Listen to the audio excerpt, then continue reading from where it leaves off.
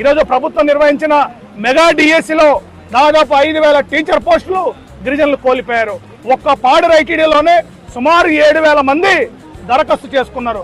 ఆ రకంగా మొత్తం రాష్ట్ర వ్యాప్తంగా ఉన్న ఐటీడీఏ పరిధిలో గిరిజనులు 30,000 మంది ఈరోజు దరఖాస్తు చేసుకున్న ఈ 30,000 మంది నిరుద్యోగుల సమస్యని కనీసం ప్రభుత్వానికి పట్టించుకున్నట్టు కనిపించటం లేదు.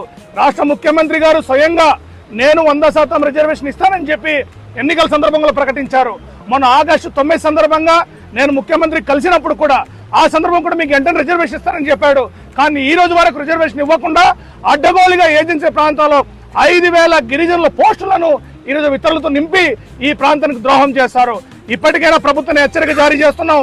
ఈరోజు వర్షాన్ని సైతం లెక్క చేయకుండా, తుఫాను సైతం లెక్క చేయకుండా ఆదివాసీ యువత ప్రజానీకం పెద్ద ఎత్తున ఆందోళన చేపడుతున్న ఈ నేపథ్యంలో ప్రభుత్వం తక్షణమే స్పందించి 100% రిజర్వేషన్ ఇవ్వకపోతే వెంటనే మెగా డిఎస్సిలో ఆదివాసుల పోస్టులు వెంటనే మినాయిస్తూ ఇక